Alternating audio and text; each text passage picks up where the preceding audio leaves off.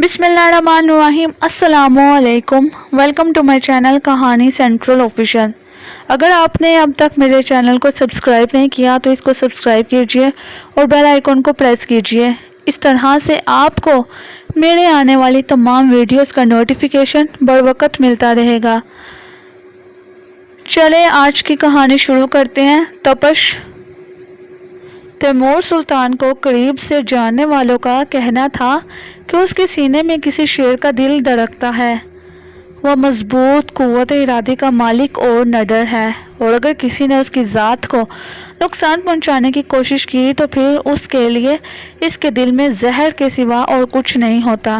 اس میں شک نہیں تھا کہ تیمور میں ہر وہ خوبی تھی جو ایک بہادر شخص میں ہوتی ہے، اور یہ حقیقت بھی اپنی جگہ تھی کہ وہ ایک بار جو بات اپنے منہ سے نکال دیتا تھا پھر وہ الفاظ کبھی واپس نہیں لیتا تھا۔ تیمور کا باپ فوج میں تھا۔ اس کی زندگی بہادری اور شجاعت میں ہی گزری تھی۔ خوف کے آگے کبھی اس نے کوئی سمجھوتا نہیں کیا تھا۔ اس نے اپنے بیٹے کی تربیت بھی اپنی فطرت کے مطابق ہی کی تھی۔ باپ کی خواہش کے مطابق تیمور فوج میں نہیں گیا تھا، بلکہ اس کے برعکس اس نے بزنس کی ڈگری لے کر کاروبار شروع کر دیا تھا، جو دیکھتے ہی دیکھتے کامیابی کی شاہراہ پر گامزن ہو گیا تھا۔ تیمور کی ماں تو بہت پہلے ہی اس دنیا سے چلے گئی تھی۔ باپ کے جانے کے بعد وہ اپنی چھوٹی بہن نازلی کے ساتھ اس دنیا میں اکیلا رہ گیا تھا۔ نازلی بہت خوبصورت لڑکی تھی۔ وہ کالج میں پڑھتی تھی۔ تیمور اس کا ہر طرح سے بہت خیال رکھتا تھا۔ اس گھر میں ان دونوں کے علاوہ ایک باورچن اور صفائی وغیرہ کے لیے ایک عورت کے علاوہ گیٹ پر کھڑا چوکی دار ہوتا تھا۔ تیمور کے دل میں یہ بات کئی بار آئی تھی کہ وہ نازلی کی شادی کر کے اسے اپنے گھر میں رخصت کر دے، لیکن پھر اس کی ادھوری تعلیم کا سوچ کر وہ اپنی سوچ بدل دیتا تھا۔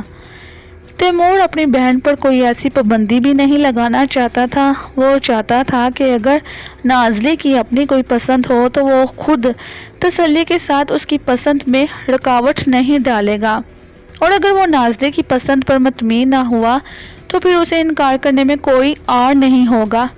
یہ سوچ بھی اس کے ذہن میں تھی کہ نازلی کا حجاب کبھی بھی اسے اپنے دل کی بات بڑے بھائی سے کہنے کے لیے مجبور نہیں کرے گا۔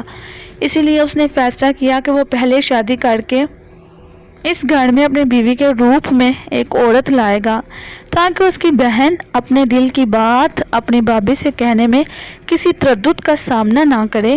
یہ بات جب تیمور نے نازلی سے کہی کہ وہ شادی کرنا چاہتا ہے تو نازلی جیسے آنکھ جھپکانا بھول گئی۔ وہ تیمور کو یوں دیکھنے لگے جیسے اس کے سر پر سینگ نکل آئے ہوں۔ اسے یقین نہیں آ رہا تھا کہ جو بات وہ اپنے بھائی سے کہنا چاہتی تھی وہ اس نے خود ہی کہہ دی ہے۔ کیا ہوا؟ کوئی شوق لگ گیا ہے میری بات سن کر؟ تیمور نے جب دیکھا کہ نازلی پتھر کی مورتی کی طرح ہو گئی ہے، اس نے اپنا ہاتھ اس کی آنکھوں کے سامنے لہراتے ہوئے پوچھا۔ مجھے یقین نہیں آ رہا کہ آپ نے یہ بات کہی ہے، نازلی خوشی سے لبریز بولی۔ کیا تمہیں مجھ سے ایسی بات کی کوئی امید نہیں تھی؟ تیمور نے کہا۔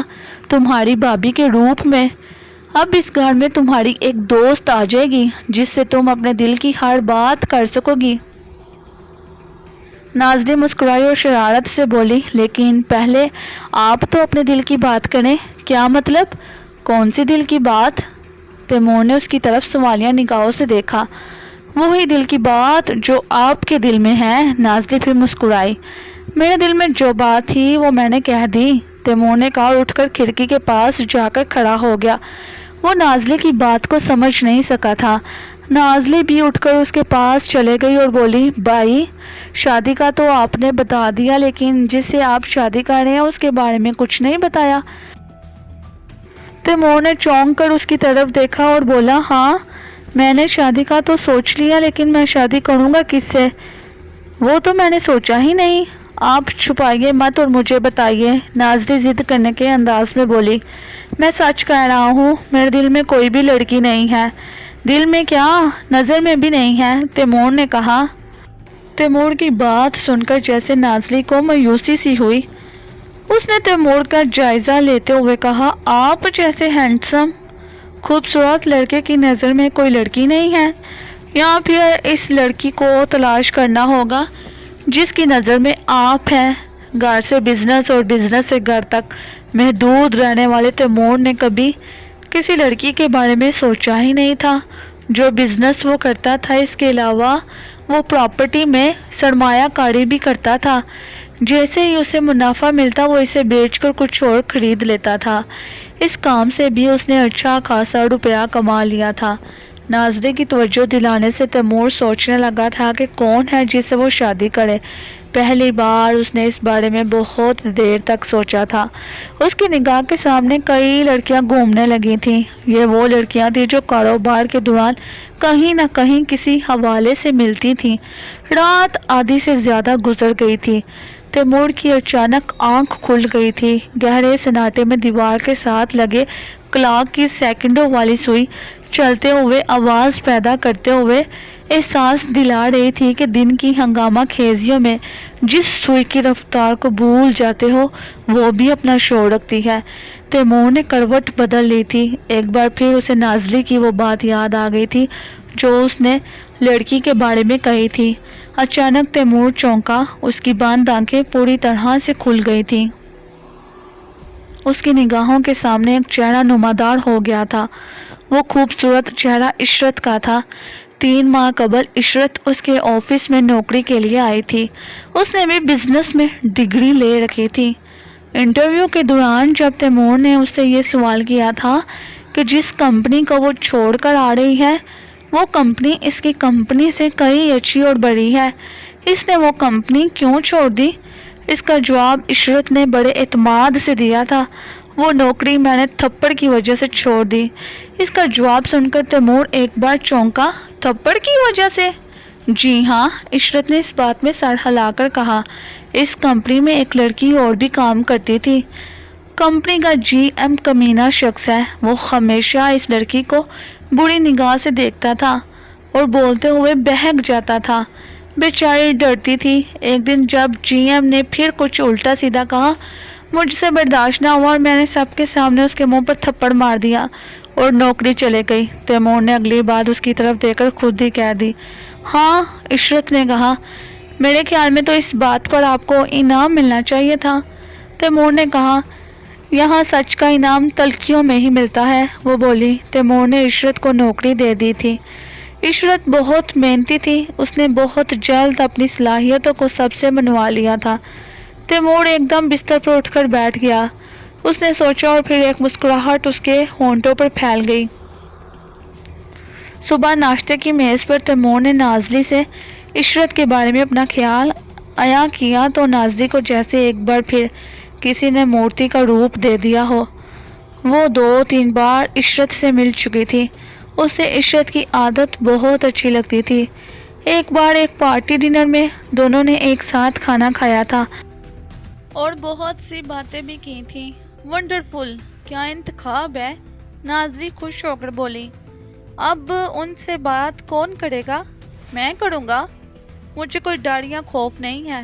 2 باتیں ہوں گی، ہاں ہو جائے گی یا پھر انکار ہو جائے گا، تیمور نے لاپرواہی سے کہا۔ اسی دن جب دفتر میں چھٹی کا وقت ہو گیا تھا، تیمور نے عشرت کو اپنے کمرے میں بلا لیا تھا۔ اس کے کہنے پر عشرت اس کے سامنے والی کرسی پر براجمان ہو گئی تھی۔ چند ثانیے تک تیمور اپنے ہاتھ کی انگلیوں میں پھنسی ہوئی پینسل کے ساتھ کھیلتا رہا۔ عشرت سوچ رہی تھی کہ تیمور نے اسے اپنے کمرے میں کیوں بلایا ہے، اگر بلا لیا ہے تو پھر کوئی بات کیوں نہیں کر رہا۔ تیمور نے پینسل ایک طرف رکھی اور عشرت کی طرف دیکھتے ہوئے بولا، کہتے ہیں کچھ باتیں گھما پھرا کر کرنی چاہیے، لیکن مجھے ایسی عادت نہیں ہے۔ میں سیدھی اور صاف بات کرنے کا عادی ہوں، اس لیے جو بات میں تم سے کرنے والا ہوں وہ بھی سیدھی اور صاف ہے۔ کیا تم مجھ سے شادی کرو گی؟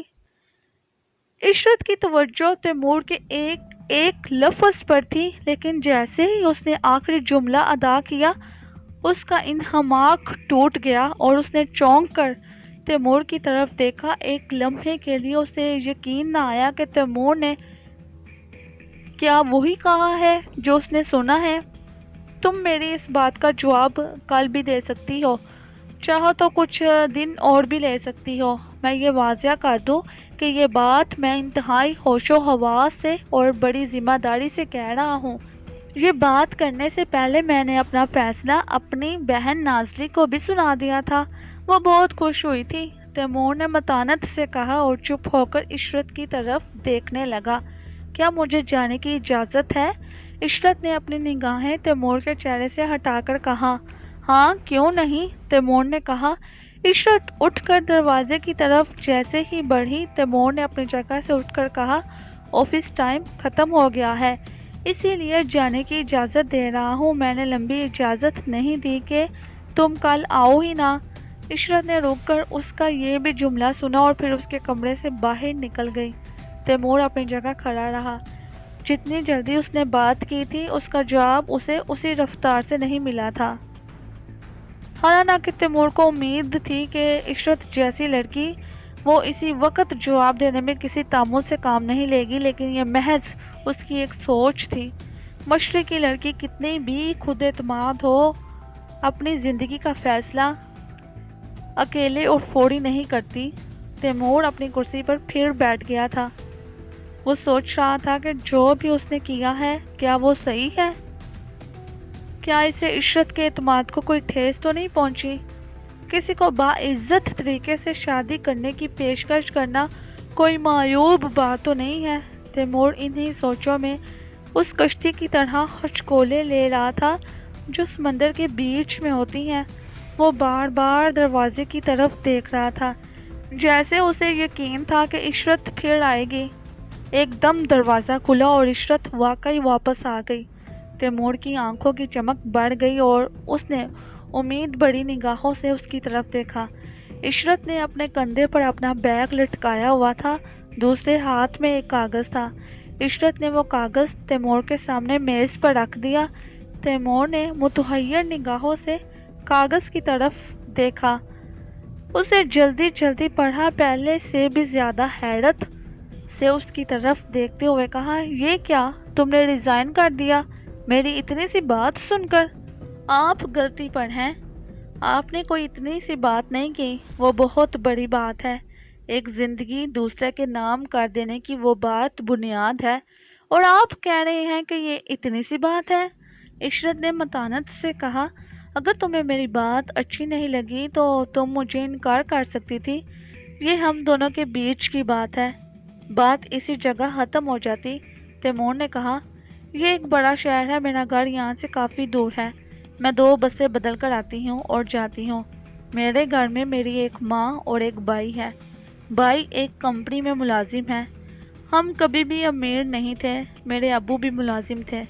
میری ماں چاہتی ہے کہ میری شادی جلد سے جلد ہو جائے، شاید اسی لیے کہ وہ بیمار رہتی ہے، انہیں میری بڑی فکر ہے۔ عشرت نے اسی جگہ کھڑے کھڑے اپنی بات کہنا شروع کی۔ تیمور بڑے انہماک سے اس کی بات سن رہا تھا۔ وہ پھر بولی، جو بات آپ نے ابھی مجھ سے کہی ہے، اس بارے میں نے کبھی خواب میں بھی نہیں سوچا تھا، ایسی سوچ مجھے کبھی بھی نہیں آئی تھی۔ I'm sorry اگر میری بات سے تمہیں تکلیف پہنچی ہے تو میں اپنے الفاظ واپس لیتا ہوں۔ تیمور نے اس کی طرف دیکھتے ہوئے کہا، الفاظ کمان سے نکلے تیر کی طرح ہوتے ہیں، ایک دفعہ نکل پڑے تو واپس نہیں ہوتے۔ عشرت نے کہا، لیکن میں نے جو بھی کہا تھا وہ بڑی سنجیدگی اور ذمہ داری سے کہا تھا، اور یہ بھی سچ ہے کہ میں نے بھی کبھی اس بارے میں نہیں سوچا تھا، لیکن اچانک جب میرا ارادہ شادی کے لیے بنا تو میری نظر تم پر جا ٹھہری۔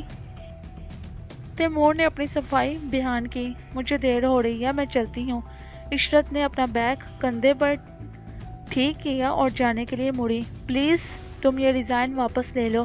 تیمور نے استدعا کی، یہ نہیں ہو سکتا۔ عشرت نے اپنا چہرہ دوسری طرف رکھے ہی کہا، پلیز۔ تیمور نے کہا، آئی ایم سوری، میں شاید اب کہیں بھی نوکری نہ کروں۔ عشرت کے لہجے میں متانت تھی، اس نے کہا، اور تیمور کی کوئی بھی بات سنے بغیر وہ تیزی سے دروازہ کھول کر کمرے سے باہر نکل گئی۔ تیمور اس جگہ دم بخود کھڑا رہا، اسے امید نہیں تھی کہ اس کی بات کا انجام عشرت کے ریزائن کی صورت میں ہوگا۔ اسے اپنے آپ پر افسوس ہو رہا تھا، دل میں ایک پچھتاوا سا پیدا ہو گیا تھا۔ دفتر کا سارا سٹاف چلا گیا تھا۔ چپراسی نے تمام کمروں کی روشنیاں بجھا دی تھیں، صرف تیمور کا کمرہ روشن تھا۔ چپراسی اسٹول پر بیٹھا اس انتظار میں تھا کہ کب تیمور اپنے کمرے سے باہر نکلے اور وہ بھی تمام دروازے مقفل کر کر اپنے گھر کی راہ لے۔ تیمور اپنے کمرے سے بوجھل قدموں کے ساتھ باہر نکلا تھا۔ جاتے جاتے رک کر اس نے ایک بار اس سیٹ کی طرف دیکھا جہاں عشرت بیٹھتی تھی۔ اس نے کچھ سوچا اور پھر باہر چلا گیا۔ اس رات تیمور ٹھیک سے سو نہیں سکا تھا۔ نازی نے بھی ایک دو بار اس کی خاموشی کی وجہ جاننے کی کوشش کی تھی، لیکن تیمور بڑی صفائی کے ساتھ ٹال گیا تھا۔ جب تیمور اپنے دفتر میں گیا تو جاتے ہی سب سے پہلے اس کی نگاہ عشرت کی خالی سیٹ پر پڑی تھی۔ عشرت اس کے آنے سے قبل اس سیٹ پر براجمان ہوتی تھی۔ اس کا مطلب ہے کہ وہ اپنی بات کی پکی نکلی ہے، تیمور نے دل ہی دل میں اپنے آپ سے کہا۔ سارا دن دفتر میں کام کرتے ہوئے تیمور کو بڑی شدت سے عشرت کی کمی کا احساس رہا تھا۔ دفتر کا وقت ختم ہوتے ہی اس نے جلدی سے عشرت کی فائل نکالی۔ اس نے عشرت کا سی وی دیکھا، اس کا پتہ ایک کاغذ پر نوٹ کرنے کے بعد وہ سیدھا اپنی کار میں بیٹھا اور اس کا رخ عشرت کے گھر کی طرف کر دیا۔ اس جگہ جا کر وہ پوچھتا ہوا عشرت کے گھر کے سامنے پہنچ گیا۔ تیمور نے بیل دی اور دروازہ کھلنے کا انتظار کرنے لگا۔ قدموں کی چھاپ دروازے کی طرف بڑھی اور پھر رک گئی۔ تیمور کو لگا جیسے کوئی اندر سے دروازے میں لگے شیشے سے دیکھ رہا ہے کہ باہر کون ہے۔ اس نے اپنا چہرہ اور بھی واضح کر دیا۔ پھر دروازہ کھلا اور عشرت کا چہرہ نمودار ہوا۔ اس نے مسکرا کر کہا، السلام علیکم۔ تیمور کو لگا جیسے وہ اب اپنے دفتر میں پہنچا ہے، کیونکہ عشرت اسی انداز میں اٹھ کر اس کی آمد پر السلام علیکم کہا کرتی تھی۔ اس کے چہرے پر دن میں پہلی بار مسکراہٹ آئی اور اس نے اس کے سلام کا جواب دیا، آئیے اندر تشریف لے آئیے۔ عشرت نے دروازہ چھوڑ کر ایک طرف کھڑے ہوتے ہوئے کہا، شکریہ۔ تیمور نے اندر کی طرف قدم بڑھا دیے۔ عشرت نے تیمور کو ڈرائنگ روم میں بٹھا دیا۔ گھر چھوٹا تھا لیکن صاف ستھرا اور پرسکون تھا۔ کمرے کی دیواروں سے اس کی سفیدی کہیں کہیں سے اتر چکی تھی۔ آئی ایم سوری کہ میں نے یہاں آ کر تمہیں تکلیف دی، تیمور نے کہا۔ کیسی باتیں کر رہے ہیں آپ؟ مجھے اچھا لگا کہ آپ آئے، میں آپ کے لیے چائے لاتی ہوں، عشرت نے مسکرا کر کہا۔ پلیز اس کی ضرورت نہیں، تیمور نے روکنا چاہا۔ میرے سامنے آپ یہ نہ کہیں، میں جانتی ہوں کہ آپ کو دن میں کتنی بار چائے کی ضرورت ہوتی ہے، عشرت نے کہا۔ یہ بات ٹھیک ہے لیکن میں تمہارا ریزائن تمہارے گھر واپس کرنے کے لیے آیا ہوں، تیمور نے کہا۔ آپ تشریف رکھیں۔ میری امی نے مجھے صبح سے کوئی 50 بار پوچھا ہے کہ میں آج آفس کیوں نہیں گئی، اور میں نے انہیں ہر بار یہی کہا ہے کہ پتہ چل جائے گا میں آفس کیوں نہیں گئی، عشرت نے کہا۔ تم نے بتایا نہیں تو انہیں کیسے پتہ چلے گا کہ تم آفس کیوں نہیں گئی؟ تیمور نے اس کی طرف دیکھا۔ یہ بات آپ انہیں بتائیں گے، عشرت نے اس کی طرف دیکھ کر کہا۔ میں بتاؤں گا؟ کیا بتاؤں؟ تیمور ایک دم حیرت سے چونکا۔ وہی جو حقیقت ہے، مجھے یقین تھا کہ آپ ضرور آئیں گے، اسی لیے میں نے امی کو کچھ نہیں بتایا، عشرت نے کہا۔ میں چائے تیار کرتی ہوں، تب تک امی آپ کے پاس آتی ہیں۔ عشرت جانے کے لیے دروازے کی طرف بڑھی۔ تیمور اس تذبذب میں تھا کہ وہ اس کی امی کو کیا بتائے کہ آج عشرت آفس کیوں نہیں آئی۔ وہ تو محض اسے اس کا ریزائن واپس کرنے کے لیے آیا تھا اور یہ درخواست لے کر آیا تھا کہ وہ اس کا آفس نہیں چھوڑے گی، لیکن یہاں تو ماجرا ہی کچھ اور تھا۔ عشرت جاتے جاتے رکی اور بولی، میں امی کو بھیج رہی ہوں۔ کچھ ہی دیر میں عشرت کی ماں اس کا ہاتھ پکڑے اندر آ گئی۔ وہ بیمار رہنے کی وجہ سے لاغر ہو گئی تھی، شاید پریشان رہنے سے یا سوچو کے انبار میں دنسے رہنے سے عشرت کی ماں زیادہ ہی بوڑھی دکھائی دے رہی تھی۔ عشرت نے اپنی ماں سے تیمور کا تعارف کروایا اور اسے تیمور کے سامنے بٹھانے کے بعد خود باہر نکل گئی۔ اس نے جاتے جاتے ایک دلکش مسکراہٹ تیمور کی طرف منتقل کی تھی۔ پہلے تو عشرت کی ماں تیمور کا حال چال پوچھتی رہی اور پھر رنجیدہ سی ہو کر بولی، عشرت ابھی پڑھتی تھی جب اس کا باپ ہمیں چھوڑ کر چلا گیا۔ عشرت نے اس گھر کو چلانے کے لیے اور اپنے بھائی کی تعلیم مکمل کرانے کے لیے نوکری کر لی۔ اب میرا وہ بیٹا بھی ایک کمپنی میں ملازم ہے۔ عشرت نے اس گھر کے لیے بہت قربانیاں دی ہیں۔ جب تک میرے بیٹے کو نوکری نہیں مل گئی، عشرت نے اپنے لیے آئے ہوئے ہر رشتے کو ٹھکرا دیا۔ اس کی ماں چپ ہو گئی اور پھر ایک دم اس نے تیمور سے سوال کیا، کیا عشرت سے کوئی غلطی ہو گئی ہے؟ کیا آپ نے عشرت کو نوکری سے نکال دیا ہے؟ وہ کبھی چھٹی نہیں کرتی، لیکن آج وہ نہ تو آفس گئی ہے اور نہ ہی میرے بار بار پوچھنے پر اس نے کچھ بتایا ہے۔ کیا بات ہے؟ تیمور اپنے ذہن میں بہت سے جھوٹ سجا کر بیٹھا تھا کہ وہ اس سوال کا جواب یہ دے گا، لیکن جیسے ہی اس کی ماں نے ایک ساتھ کئی سوال کیے تو گڑے ہوئے جھوٹ ایک ساتھ ذہن سے نکل گئے اور وہ بولا، عشرت نے خود نوکری چھوڑ دی ہے۔ خود نوکری چھوڑ دی ہے؟ عشرت کی ماں چونکی، پھر جیسے اپنے آپ سے کہہ رہی ہو، ہاں میری بات آ کر مان ہی لی اس نے۔ میں کہتی تھی کہ اب تمہارا بھائی اتنا کما لیتا ہے کہ اس گھر کا گزارا عزت سے ہو سکتا ہے، تم اب اپنا گھر بسا لو۔ شاید میری بات اس کی سمجھ میں آ گئی ہے۔ دراصل میں نے کل عشرت کو شادی کی پیشکش کی تھی، تیمور نے کسی تردد کے بغیر کہا۔ یہ بات سنتے ہی عشرت کی ماں جیسے سکتے میں آ گئی ہو، اس کی نگاہیں تیمور کے چہرے پر مرکوز ہو گئی تھیں، مرجھائے ہوئے اور سوچوں کے صحرا میں سرگرداں چہرے پر پہلی بار مسکراہٹ آئی۔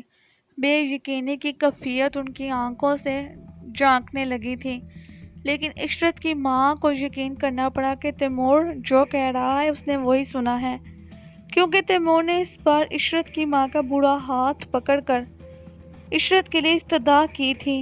اسی اثناء میں عشرت ایک ٹرے اٹھائے اندر آ گئی۔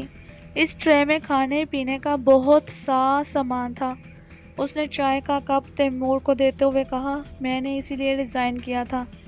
تیمور اس گھر سے جب رخصت ہوا تو وہ خوشی سے جھوم رہا تھا۔ عشرت کو اپنی شریک حیات منتخب کرنے پر فخر ہو رہا تھا۔ اس نے یہ اطلاع جاتے ہوئے گاڑی سے ہی فون کر کر نازلی کو دی تو نازلی یوں خوشی سے اچھلی جیسے اس کے ہاتھ کوئی خزانہ لگ گیا ہو۔ وہ تیمور کی بات سن کر پھولیں نہیں سما رہی تھی۔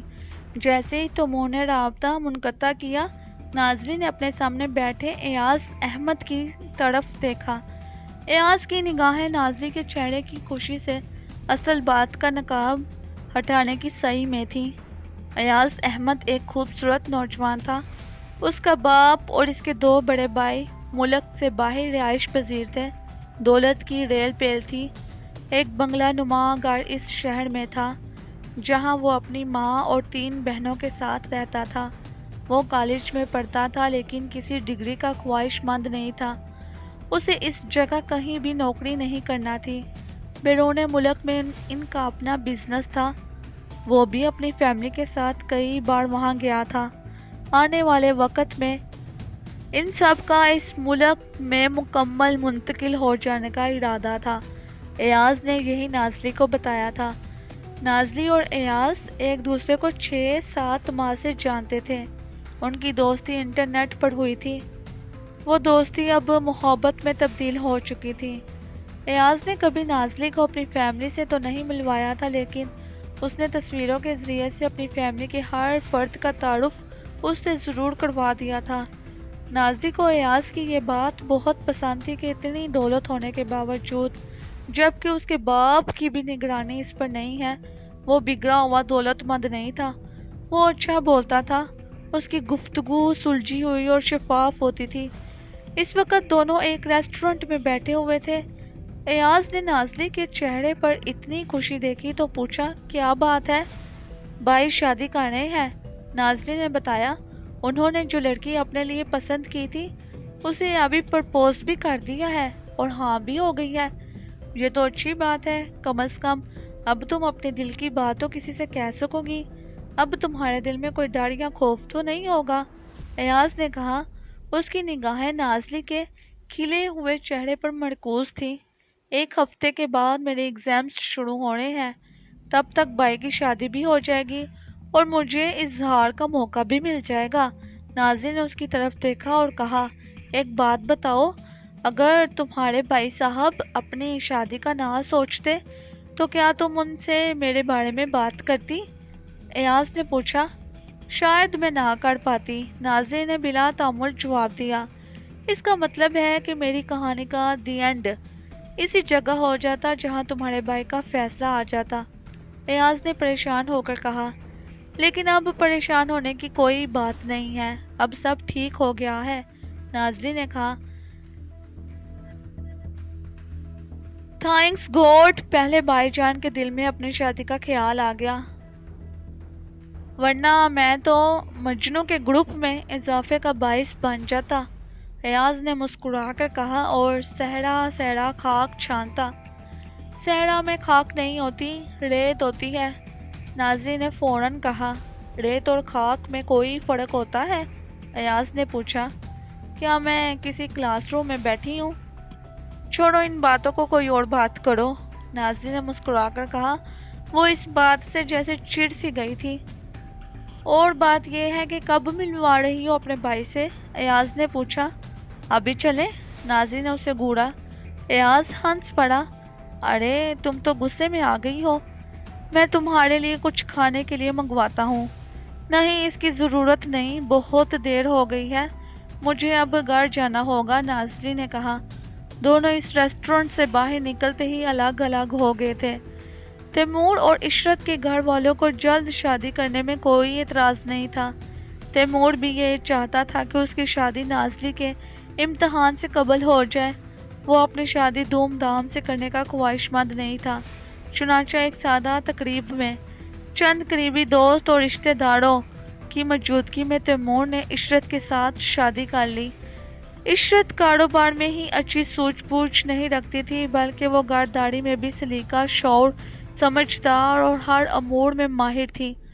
چند دنوں میں ہی اس نے نہ صرف یہ کہ تیمور کا دل تسخیر کر لیا، بلکہ نازلی کے ساتھ بھی اس کی اچھی دوستی ہو گئی تھی۔ نازلی امتحان میں مصروف ہو گئی تھی، تیمور اپنے کاروبار میں لگ گیا تھا، جبکہ عشرت ایک گھریلو خاتون کے روپ میں اپنا کردار ادا کر رہی تھی۔ زندگی پہلے سے بھی اچھی اور خوبصورت ہو گئی تھی۔ دن گزرتے گئے، نازلی اپنے امتحان سے فارغ ہو گئی تھی اور وہ عشرت کے اور قریب ہو گئی۔ اس دن تیمور اپنے دفتر میں بیٹھا کام کر رہا تھا۔ سہ پہر کے 4:30 بج رہے تھے کہ انٹر کام پر اسے اطلاع دی گئی کہ سکندر نام کا کوئی شخص آپ سے ملنا چاہتا ہے۔ وہ کسی کنسٹرکشن کمپنی سے آیا ہے۔ تیمور اس سے پہلے کبھی اس نام کے شخص سے نہیں ملا تھا جو کنسٹرکشن کمپنی سے تھا۔ اس نے اس شخص کو اندر بلا لیا۔ وہ 2 آدمی تھے۔ آگے والے آدمی نے سفید کلف لگا سوٹ زیب تن کیا ہوا تھا، اس کے سر کے بال چھوٹے، چہرے پر بڑی مونچھیں اور بڑی ہوئی شیو تھی۔ دائیں کان کے لوز سے پیچھے گردن کی طرف جاتا ہوا زخم کا نشان دکھائی دے رہا تھا۔ اس کی آنکھیں سرخ تھیں اور قد نکلتا ہوا تیمور کے برابر ہی تھا، جبکہ اس کے پیچھے والا آدمی بھی تقریباً اسی جیسا تھا۔ فرق یہ تھا کہ اس نے کالی پینٹ پہنی ہوئی تھی اور اس کی شرٹ پینٹ کے اندر نہیں تھی۔ تیمور نے دونوں کا جائزہ لیا۔ آگے والے آدمی نے مصافحے کے لیے اپنا ہاتھ بڑھاتے ہوئے اپنا تعارف کرواتے ہوئے کہا، مجھے سکندر کہتے ہیں اور یہ ناصر ہے۔ تیمور نے اس سے مصافحہ کرنے کے بعد کہا، تشریف رکھیے۔ دونوں اس کے سامنے والی کرسی پر براجمان ہو گئے۔ تیمور نے پھر پوچھا، میں آپ کی کیا خدمت کر سکتا ہوں؟ آپ تو شرمندہ کر رہے ہیں، ہم یہاں اپنی خدمت کروانے کے لیے تھوڑی آئے ہیں۔ ویسے آپ پہلے مجھے جانتے ہیں؟ سکندر نے مسکرا کر کہا، نہیں، میری آپ سے پہلی ملاقات ہے۔ تیمور نے کہا، میرا کوئی تعارف تو ہوگا جسے غائبانہ تعارف کہتے ہیں۔ اس نے اپنی گردن نکال کر کہا، نہیں۔ تیمور نے بلا تعامل نفی میں گردن ہلا دی۔ کمال ہے، مجھے سارا شہر جانتا ہے اور آپ ہیں کہ جانتے ہی نہیں ہیں۔ سکندر نے سر مار کر کہا، میرا خیال ہے کہ آپ اپنے بزنس میں ہی زیادہ مصروف رہتے ہیں، 2 اور 2 اور 5 کرنے کے چکر میں لگے رہتے ہیں۔ بہتر ہے کہ آپ کام کی بات کریں۔ تیمور نے کہا، میرا نام سکندر حیات ہے، سب مجھے جانتے ہیں، شریفوں سے زیادہ پولیس والے اور پولیس سے زیادہ گنڈے لوگ۔ اس کے لہجے میں تغیر آ گیا تھا، پہلے جو دوستانہ سا رویہ تھا اس کی جگہ درست لہجے نے لے لی تھی۔ میں ہر طرح کے کام کرتا ہوں، جائز اور ناجائز، کوئی بھی میری خدمت لے سکتا ہے، پیسہ لیتا ہوں، کام کرتا ہوں، خواہ قتل ہو یا گواہ، کچھ بھی ہو۔ تیمور نے اپنی نگاہیں اس کے چہرے پر پیوست کی ہوئی تھی۔ مجھے ان باتوں سے کچھ نہیں لینا دینا، جس کام کے لیے آپ آئے ہیں وہ بات کریں۔ سکندر نے گردن موڑ کر اپنے ساتھی کی طرف دیکھا، شاید اس کی دانست میں تھا کہ سینکڑوں کاروباری لوگوں کی طرح تیمور بھی اس کے اس تعارف سے مرعوب ہو کر ایک بار اپنے ماتھے پر رومال ضرور رکھے گا۔ سکندر نے پھر تیمور کی طرف دیکھا اور بولا، کام کی بات یہ ہے کہ آپ نے جو ابھی جے کی کمپنی کے ساتھ ایک معاہدہ کیا ہے اس سے آپ دستبردار ہو جائیں۔ دوسرا نمبر ہمارا ہے، آپ کے ہٹ جانے سے وہ ہم سے معاہدہ کر لیں گے اور ہم یہی چاہتے ہیں۔ کیوں؟ تیمور نے اس کی نگاہوں میں نگاہیں ڈال کر کہا، کیونکہ جو ایسا چاہتا ہے میں اس سے پیسے لے کر آپ سے ویسا ہی کام کروانا چاہتا ہوں۔ سکندر نے کہا، آپ اس معاہدے سے پیچھے ہٹ جائیں۔ کون ہے وہ؟ تیمور نے اطمینان سے پوچھا۔ جو کوئی بھی ہے، اس سے آپ کا کوئی سروکار نہیں ہے اور یہ بات میرے دندے کے خلاف ہے۔ سکندر نے کہا، اگر میں تمہاری بات کا انکار کر دوں تو؟ تیمور جو اس کے ساتھ عزت سے پیش آ رہا تھا وہ بھی اپنے لہجے میں تغیر لے آیا تھا۔ سکندر نے اس کی طرف دیکھ کر کہا، پھر مجھ سے کسی بھی اچھے انجام کی امید کرنا بے وقوفی ہوگی۔ تیمور نے اس کی طرف دیکھا اور بولا، پھر سن لو، وہ معاہدہ چھوڑنے کے لیے تیار نہیں ہوں میں، وہ معاہدہ نہیں چھوڑوں گا اور تم اس جگہ سے عزت کے ساتھ باہر چلے جاؤ، ورنہ وہ ہو جائے گا جو کبھی تم نے شاید خواب میں بھی نہیں سوچا ہوگا۔ تیمور کا لہجہ دھیما اور ایسا تھا کہ سکندر ایک لمحے کے لیے تو دم بخود رہ گیا۔ آج تک اس کے ساتھ کسی نے اس لہجے میں بات نہیں کی تھی اور اس کا تعارف سننے کے بعد کسی کی جرت نہیں ہوتی تھی کہ کوئی اسے انکار کر سکے، اس طرح سے اس کی آنکھوں میں آنکھیں ڈال کر بات کر سکے۔ سکندر کے ساتھ بیٹھے ہوئے ناصر نے ایک نظر تیمور کی طرف دیکھ کر پہلی بار زبان کھولتے ہوئے کہا، یہ کچھ زیادہ نہیں بول گیا؟ بولنے دو، ان کا حق بنتا ہے۔ سکندر نے اس کا ہاتھ دبا کر کہا، لیکن ہمارے سامنے؟ ناصر نے آنکھیں نکالی، ایک بات یاد رکھو، یہ میرا آفس ہے، میں یہاں کسی کی اونچی آواز برداشت نہیں کرتا، جاؤ اور یہاں سے چلے جاؤ۔ تیمور نے جیسے ان کو سمجھایا ہو، اور ہمیں انکار سننے کی عادت نہیں ہے۔ ناصر نے اپنی گردن نکال کر دانت پیس کر کہا، ناصر تم کیوں غصہ ہو رہے ہو؟ ہم ان سے لڑنے کے لیے تھوڑی آئے ہیں، ہم بات کرنے کے لیے آئے ہیں۔ سکندر نے ناصر کو نرمی سے سمجھانے کے سے انداز میں کہا، تم دونوں جو بھی ہو اب یہاں سے چلے جاؤ۔ تیمور نے کہا، دیکھیں آپ اس کی بات کا برا نہ منائیں، یہ جلد جذبات میں آ جاتا ہے، بات سیدھی اور سادہ ہے۔ وہ معاہدہ ہمارا ایک دوست ان سے کرنا چاہتا ہے، اگر آپ کے ریٹ کچھ کم نہ ہوتے تو وہ معاہدہ ہمارے ساتھ ہو جاتا، لیکن جو ہونا تھا وہ تو ہو گیا، اب بھائی چارے سے آپ ہماری بات مان لیں۔ سکندر نے بڑے دھیمے لہجے میں کہا، میں ایسا نہیں کروں گا۔ تیمور نے دو ٹوک انداز میں ایک ایک لفظ پر رک کر کہا، ایسا آپ کو کرنا ہوگا۔ سکندر نے بھی اپنے لہجے میں ایک بار پھر تغیر لاتے ہوئے اسی انداز میں کہا، تم دونوں اس جگہ سے عزت کے ساتھ جانا پسند کرو گے یا میں وہ طریقہ اختیار کروں جو شاید تم دونوں کو پسند نہ آئے؟ تیمور نے دونوں کی طرف باری باری دیکھتے ہوئے کہا۔ ناصر پھر بھڑک اٹھا، کیا کر سکتے ہو تم؟ میں جو کر سکتا ہوں وہ بتاتا نہیں ہوں، صرف کرتا ہوں۔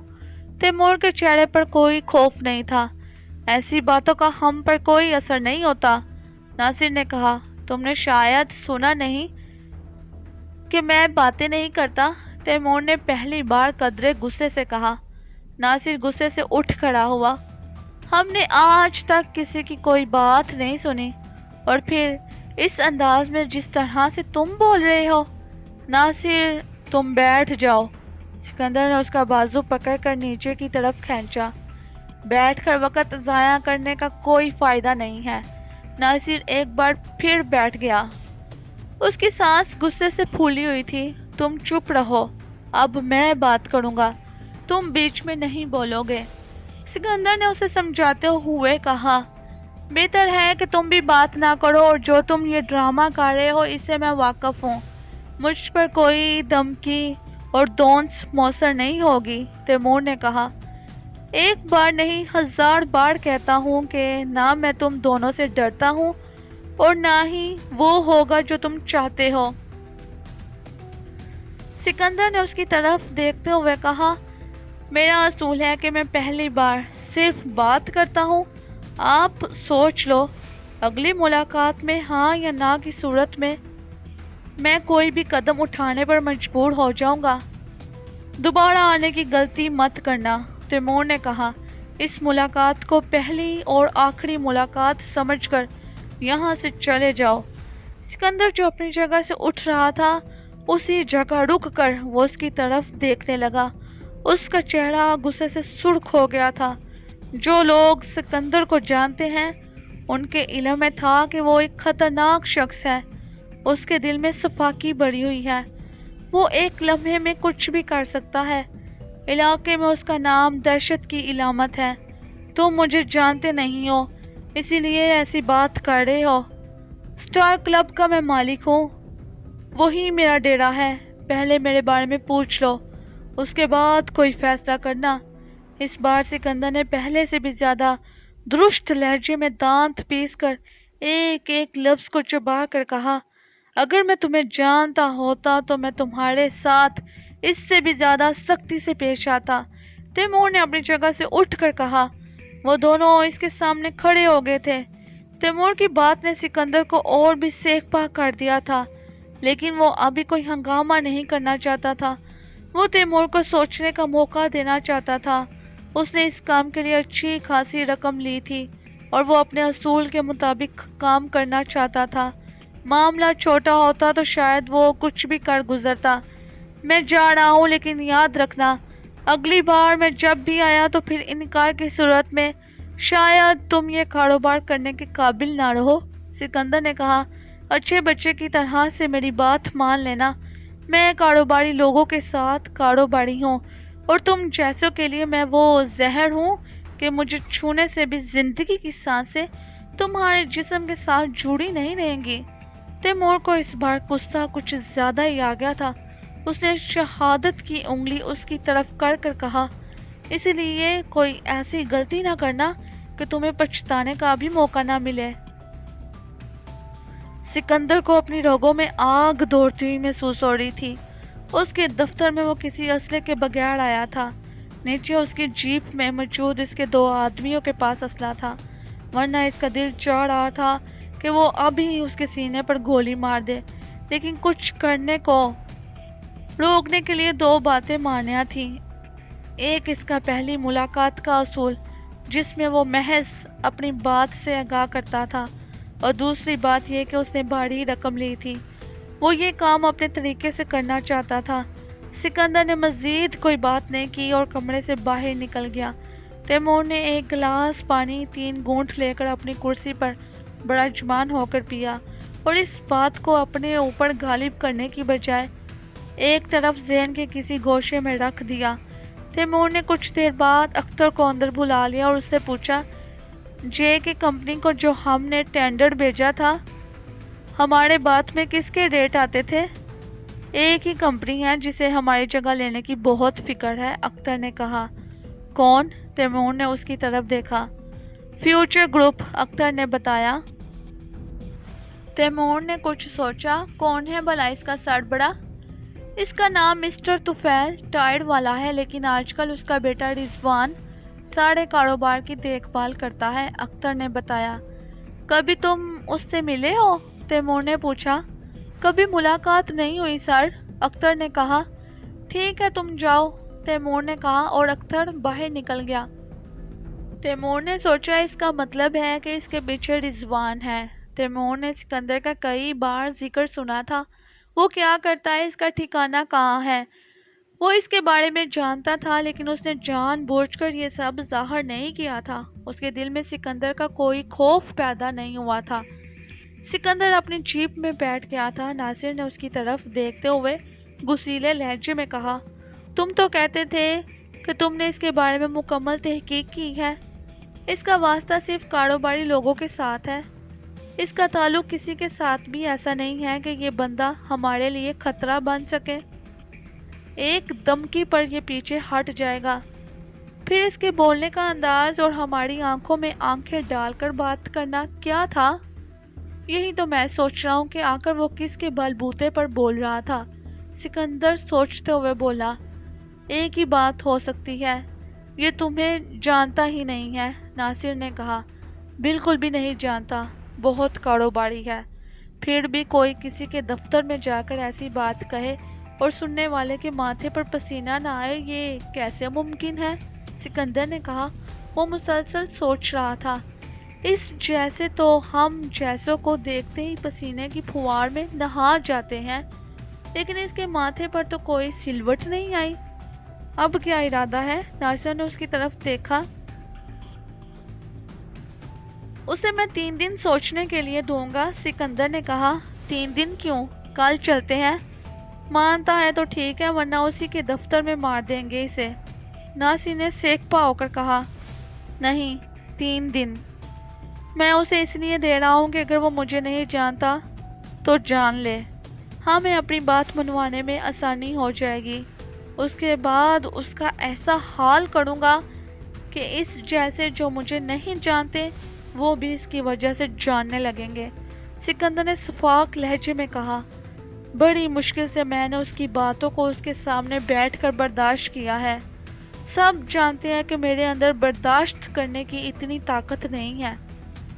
دن دبے پاؤں شام کی طرف بڑھ رہا تھا، ہلکی ہلکی ہوا چل رہی تھی، پرندے آسمان کی بلندیوں پر اڑتے دکھائی دے رہے تھے۔ ایاز ایک چمکدار کار کو پارک کرنے کے بعد اس سے باہر نکلا۔ اس نے پہلے گردن گھما کر دائیں بائیں دیکھا اور پھر سامنے لائبریری کی طرف بڑھ گیا۔ ہمیشہ کی طرح اس دن بھی وہ اپنے لباس اور پروقار سی چال سے بہت اچھا لگ رہا تھا۔ لائبریری کے اندر جا کے اس نے متلاشی نگاہوں سے دیکھا، ایک کرسی پر اپنے سامنے کتاب کھولے نازنین براجمان تھی۔ ایاز اس کے سامنے بیٹھ گیا۔ نازلیں کتاب پڑھنے میں اس قدر مہو تھی کہ اسے ایاز کی آمد کا پتہ ہی نہ چلا۔ ایاز نے آہستہ سے اپنا گلا صاف کیا تو نازلی نے ایک نگاہ اٹھا کر اس کی طرف دیکھا اور ہلکے تبسم کے ساتھ کتاب بند کر دی۔ اسے اس کے جگہ پر رکھا اور لائبریری سے باہر نکل گئی۔ کچھ ہی لمحوں کے بعد ایاز بھی باہر نکل گیا۔ لائبریری کے باہر ایک چھوٹا سا باغیچہ تھا، اس میں ایک طرف چبوترا بنا ہوا تھا۔ اس چبوترے کو ایک گھنے درخت نے اپنی آغوش میں لیا ہوا تھا۔ نازلی اس چبوترے کی گھاس پر بیٹھی ہوئی تھی۔ ایاز بھی اس کے پاس جا کر بیٹھ گیا۔ میں کب سے تمہارا انتظار کر رہی تھی، تم اتنی دیر سے آئے ہو، نازلی نے شکوہ کرنے کے سے انداز میں کہا۔ ڈیڈی کا فون بار بار آ رہا تھا، ایاز نے کہا۔ بار بار کیوں آ رہا تھا؟ نازلی نے اس کی طرف سوالیہ نگاہوں سے دیکھا۔ تم بتاؤ، تم نے اپنے گھر بات کی؟ ایاز نے اس کی بات کا جواب دینے کی بجائے سوال کر دیا۔ ابھی نہیں کی، نازلی نے ڈھیلے انداز میں کہا۔ تو کب کرو گی بات؟ ایاز نے دھیمے لہجے میں مضطرب ہو کر کہا۔ جانتی ہو اب وقت ضائع کرنے کا مطلب کیا ہے؟ ہم دونوں ایک دوسرے کو کھو دیں گے۔ یہ کیا کہہ رہے ہو تم؟ نازلی نے اس کی طرف دیکھا۔ میں ٹھیک کہہ رہا ہوں۔ جانتی ہو ڈیڈی کا فون کیوں بار بار آ رہا ہے؟ اس لیے کہ وہ چاہتے ہیں کہ ہم اس ماہ کینیڈا میں منتقل ہو جائیں۔ ماما نے تو ہاں بھی کر دی ہے۔ وہاں ڈیڈی نے میرے لیے ایک لڑکی بھی دیکھ رکھی ہے، وہ میری شادی کرنا چاہتے ہیں، ایاز نے بتایا۔ پھر تم نے کیا کہا؟ نازلی پریشان ہو گئی۔ میں نے ان سے کچھ سوچنے کا وقت مانگا ہے، ڈیڈی نے پھر فون کیا کہ تم سوچنے کے لیے کیوں وقت مانگ رہے ہو؟ میں نے ٹالنا چاہا لیکن وہ یہ جاننے کے لیے موثر رہے اور انہوں نے پھر مجھے فون کیا۔ ایاز کے چہرے سے پریشانی اور بے چینی ظاہر ہو رہی تھی۔ پھر کیا ہوا؟ ناظرین نے جلدی سے پوچھا۔ میں نے ڈیڈی سے کہا کہ اگر آپ میری شادی اسی ملک کی ایک لڑکی سے کر دیں تو۔ ڈیڈی نے پوچھا وہ کون ہے؟ اگر تم اس سے شادی کرنا چاہتے ہو تو مجھے کوئی اعتراض نہیں، بلکہ مما بھی اس بات پر خوش ہیں۔ ان کا کہنا ہے کہ ہم اپنی بہو کو اپنے ساتھ کینیڈا میں لے جائیں گے۔ وہ پوچھ رہے تھے کہ وہ لڑکی کون ہے؟ ایاز بتا رہا تھا۔ جیسے کچھ دیر کے لیے ایاز چپ ہوا، ناظرین نے مضطرب ہو کر پوچھا پھر تم نے میرے بارے میں بتایا؟ کیسے بتاتا؟ ایاز نے کہا۔ کیسے بتاتا مطلب؟ ناظرین نے پوچھا۔ تم نے ابھی اپنے گھر بات کی ہی نہیں اور میں پہلے کیسے بتا دوں ان کو؟ یہ کیا کام ہے کہ میں نے اپنے دل کی بات تو کہہ دی ہے، ایاز نے کہا۔ ناظرین چپ ہو کر سوچنے لگی، اس کے چہرے پر گہری متانت آ گئی تھی۔ تم ٹھیک کہہ رہے ہو ایاز، میں ہی دیر کر رہی ہوں، اب دیر مت کرو اور بات کرو، ایاز نے زور دے کر کہا۔ میں آج ہی بات کروں گی، ناظرین نے کہا۔ یہ ہوئی نا بات، ایاز خوش ہو کر بولا۔ اس کے بعد وہ دونوں قریبی چاٹ کھانے کے لیے چلے گئے۔ رخصت ہونے سے قبل ایاز نے کہا، ایک بات اور کہنی تھی تم سے۔ وہ کیا؟ ناظرین نے پوچھا۔ اگر تمہارے بھیا جان راضی ہو جاتے ہیں، مجھ سے میری فیملی کے ساتھ فوری ملنا چاہتے ہیں تو بھلا کیا کرنا ہوگا؟ ایاز نے اس کی طرف دیکھتے ہوئے کہا۔ کیا کرنا ہوگا؟ ناظرین کچھ نہ سمجھتے ہوئے بولی۔ پہلے میں تمہارے بھائی جان سے ملوں گا، اس کے بعد میں اپنی فیملی سے ملواؤں گا، ایاز نے کہا۔ پہلے تم کیوں ملو گے؟ اپنی فیملی سے ملوا دینا، ناظرین نے فوراً کہا۔ پہلے وہ میرا تو انٹرویو کر لیں، پاس کریں گے تو میں آگے بھی ملوا دوں گا، فیل کر دیا تو کہانی تو اسی جگہ ختم ہو جائے گی، ایاز نے ایک ہی سانس میں کہہ دیا۔ ناظرین سوچنے لگی، اس کے چہرے پر گہری متانت آ گئی۔ ایاز نے اس کے چہرے کی طرف دیکھا۔ ناظرین بجھے سے انداز میں بولی، ایاز اگر بھیا نے انکار کر دیا تو تمہیں یقین ہے کہ وہ انکار کر دیں گے؟ ایاز نے سوال کر دیا۔ میرا دل کہتا ہے کہ نہیں، وہ انکار نہیں کریں گے، انہیں میری خوشی عزیز ہے، ناظرین نے کہا۔ تو پھر ڈرنے یا گھبرانے کی کیا بات ہے؟ ایاز نے کہا۔ لیکن اگر وہ ہو گیا جو ہم نے سوچا نہیں تو پھر کیا ہوگا؟ ہماری راہیں الگ الگ ہو جائیں گی۔ ناظرین کو اچانک اندیشے نے اپنی گرفت میں لے لیا۔ میں ایک شریف خاندان سے تعلق رکھتا ہوں، پڑھا لکھا ہوں، مجھ میں سگریٹ پینے کی برائی نہیں ہے، ہمارا بزنس ہے، پیسہ ہے، جائیداد ہے، ایک لڑکے میں اتنی خوبیاں ہیں، بھلا انکار کی گنجائش کہاں نکلتی ہے؟ ایاز نے اسے اطمینان سے سمجھاتے ہوئے کہا۔ ناظرین کو اس کی بات سن کر کچھ سکون سا ہوا تھا، اس کے دل پر جالے کی طرح چھائے ہوئے اندیشے کو جیسے تیز ہوا اپنے ساتھ اڑا کر لے گئی ہو۔ وہ مسکرا پڑی۔ ہاں، انکار تو نہیں ہوگا، بھائی جان فوراً مان جائیں گے۔ ہاں، اور ایسا تم سوچنا بھی مت کہ ہمارے ساتھ کچھ غلط ہوگا، ایاز نے ایک بار پھر مضبوط اور پر یقین لہجے میں کہا۔ دونوں نے ایک دوسرے کو بائے کہا اور اپنے اپنے گھر کی طرف چل پڑے۔ اسی رات کھانے کے بعد ناظرین نے عشرت کو ایاز کے بارے میں سب بتا دیا۔ وہ بات تیمور تک جا پہنچی۔ تیمور نے ساری بات اطمینان سے سننے کے بعد عشرت کی طرف دیکھتے ہوئے متانت سے کہا، میں دراصل نازلی پر اپنی مرضی ٹھونسنا نہیں چاہتا، ورنہ اس کی شادی بہت پہلے کر دیتا۔ اچھا کیا کہ اس نے اپنے دل کی بات تم سے کہہ دی۔ اب بتاؤ ہم کیا کریں؟ پہلے ہمیں یہ جاننا ہوگا کہ وہ لڑکا واقعی ہماری نازلی کے قابل ہے، عشرت نے کہا۔ ہاں، تم نے میرے دل کی بات کہی ہے، تیمور نے کہا۔ کیا خیال ہے پہلے میں اس لڑکے کے ساتھ ملاقات کروں؟ ہونا تو ایسے ہی چاہیے، عشرت نے فوراً اس کی بات کی تائید کی۔ کہاں ملوں اس سے؟ تیمور نے پوچھا۔ آپ واقعی کچھ نہیں جانتے یا میرا امتحان لے رہے ہیں؟ عشرت نے مسکرا کر پوچھا۔ تیمور بھی مسکرا دیا۔ میں اس موقع پر واقعی کنفیوز ہو گیا ہوں، میں ناظری سے بات کروں گی، صبح وہ اسے کہہ دے گی کہ وہ آپ سے دفتر میں مل لے۔ کیا وقت دوں؟ عشرت نے کہا۔ تم 4 بجے کا وقت دے دو، چائے کے دوران بات بھی ہو جائے گی، تیمور نے سوچ کر کہا۔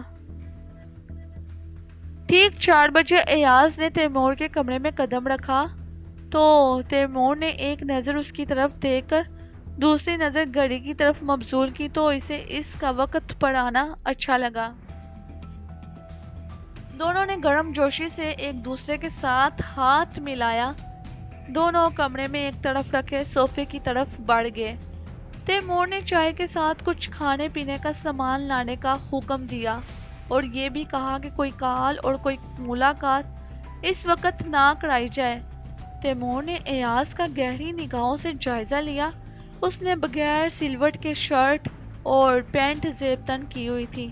سر کے بال چھوٹے اور اسی انداز کے تھے جیسے وہ فوج میں بھرتی ہو۔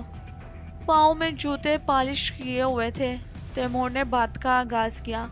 ہم آزاد خیال لوگ نہیں ہیں، لیکن میرے گھر کی 4 دیواری میں اظہار پر کوئی پابندی بھی نہیں ہے۔ اظہار کو قید کی دیواروں میں چن دینا میرا خیال ہے کہ بڑے نقصان کا پیش خیمہ ہوتا ہے۔ اسی لیے میں نے ناظری کو موقع دیا کہ وہ اپنے دل کی بات ہم سے کرے۔ میں آپ کا شکر گزار ہوں کہ آپ نے مجھے یہاں بلایا، ایاز نے کہا۔ اس کے بعد تیمور نے اس کا باقاعدہ ایک انٹرویو شروع کر دیا۔ ایاز اس کے ہر سوال کا بڑے تحمل سے جواب دے رہا تھا۔ کسی بھی سوال پر اس کے چہرے پر ناگوار تاثرات کی کوئی سلوٹ دکھائی نہیں دی تھی۔ اگر میں آپ کی فیملی سے ملنا چاہوں تو؟ تیمور نے پوچھا۔ آپ جب چاہے مل سکتے ہیں، لیکن اس ہفتے نہیں، ایاز نے جواب دیا۔ اس ہفتے کیوں نہیں؟ تیمور نے پوچھا۔ دراصل ہم سب کینیڈا شفٹ ہو رہے ہیں۔ میری ایک خالہ اسلام آباد میں رہائش پذیر ہے۔ ویزے اور پاسپورٹ کے معاملات ہیں۔ امی بہنوں کے ساتھ اسلام آباد چلے گئی ہیں۔ وہاں خالہ کے گھر سٹے بھی ہو جائیں گے اور جانے کے لیے کاغذات کی تیاری بھی مکمل ہو جائے گی۔ ایاز نے بڑے تحمل اور سلیقے سے جواب دیا۔ ٹھیک ہے، ہم ان سے اگلے ہفتے ملاقات کر لیں گے، تیمور نے کہا۔ یقیناً میں امی کو اطلاع کر دوں گا، ایاز نے کہا۔ کیا اب مجھے جانے کی اجازت ہے؟ ہاں، میں نے بہت وقت لے لیا اور باتوں باتوں میں وقت گزرنے کا احساس بھی نہیں ہوا۔ تیمور نے گھڑی دیکھی تو مسکرا کر بولا۔ دونوں نے گرم جوشی سے ایک دوسرے سے مصافحہ کیا اور ایاز وہاں سے رخصت ہو گیا۔ تیمور کو ایاز اچھا لگا تھا۔ سب سے زیادہ اسے ایاز کے انداز گفتگو نے متاثر کیا تھا۔ تیمور نے اس سے اندازہ لگایا تھا کہ وہ ایک اچھی اور سلجھی ہوئی فیملی سے تعلق رکھتا ہے۔ وہ اس سے مل کر بہت خوش ہوا تھا۔ سٹار کلب شہر کے پوش علاقوں سے کچھ ہی فاصلے پر تھا، جہاں رات گئے تک نوجوان سنوکر کھیلتے تھے۔ اوپر کی منزل پر سکندر نے اپنے بیٹھنے کے لیے جگہ بنائی ہوئی تھی۔ ایک بڑا کمرہ تھا۔ فرش پر قالین بچھا ہوا تھا جس پر 4-5 ایش ٹرے رکھی ہوئی تھی۔ کمرے میں دھوئیں کے بادل چھائے ہوئے تھے۔ اس وقت سکندر کے ساتھ اس کا خاص آدمی ناصر بڑا جوان تھا، جبکہ ان کے سامنے 2 نوجوان بیٹھے ہوئے تھے۔ ان میں سے ایک کا نام جمال اور دوسرے کا نام نواز تھا۔ دونوں کی ملاقات جیل میں ہوئی تھی اور وہ اچھے دوست بن گئے تھے۔ جمال نے ایک لڑائی میں ایک شخص کو زخمی کر دیا تھا۔ لڑنا اور جرائم پیشہ لوگوں کے ساتھ اس کا اٹھنا بیٹھنا تھا۔ جب اسے قید کی صورت میں سزا ہوئی تو نواز نے اسے مشورہ دیا کہ وہ جیل سے رہا ہوتے اس شہر میں نہیں رہیں گے، بلکہ کسی بڑے شہر کا رخ کر کر اپنے اوپر شرافت کا لبادہ اوڑھ کر زندگی کا آغاز کریں گے۔ انہوں نے ایسا ہی کیا۔ جیسے ہی وہ جیل سے رہا ہوئے تو انہوں نے اس بڑے شہر کا رخ کر لیا۔ جمال نے ایک سیٹ کے پاس اس کی فیکٹری میں نوکری کر لی، جبکہ نواز نے ایک جگہ پان سگریٹ کی دکان کھول لی۔ دونوں اس شرافت کی زندگی کو زیادہ دن قبول نہ کر سکے۔ انہوں نے فیصلہ کیا کہ وہ کوئی ہاتھ مار کر اس شہر کو بھی خیر باد کہہ دیں۔ جمال کے سیٹ کی پلاسٹک فیکٹری سے متعلق اس کا گودام بھی تھا، جہاں کپڑا بننے کا دھاگا بوڑوں میں آتا اور جاتا تھا۔ جمال اور نواز نے فیصلہ کیا کہ وہ ان بوڑوں کو چوری کر کے کہیں بیچ دیں۔ اس صورت میں انہیں اچھا خاصا روپیہ مل سکتا تھا۔ اس جگہ 2-3 ہی فاصلے پر فیکٹریاں تھیں اور زیادہ تعداد میں لوگوں کے گودام تھے۔ ہر ایک نے اپنا اپنا چوکیدار رکھا ہوا تھا۔ اس رات کو اگر کسی کا مال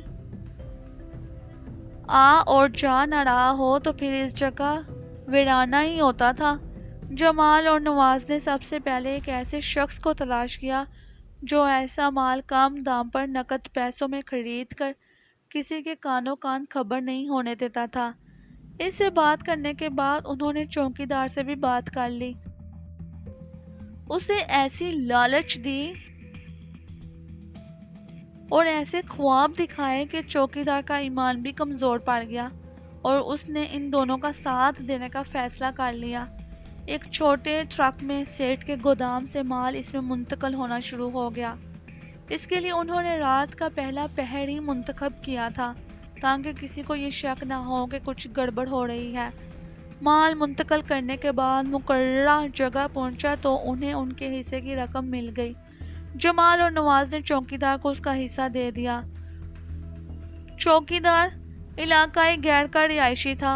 اس نے دن کا آغاز ہوتے ہی اپنے علاقے کی طرف رکھتے سفر باندھ لیا۔ وہ جانتا تھا کہ اس کے علاقے میں کوئی بھی اس کا بال بھی ٹیڑھا نہیں کر سکتا۔ سیٹھ کو جب یہ پتا چلا کہ چوکیدار غائب ہے تو اسے تشویش ہوئی۔ دوسری چابیوں سے گودام کھولا، بہت سا مال غائب تھا۔ جمال اس واردات کے بعد کہیں نہیں گیا تھا، اسی لیے شک کی بجائے یہ یقین ہو گیا تھا کہ چوکیدار نے گودام سے مال نکال کر بیچا ہے۔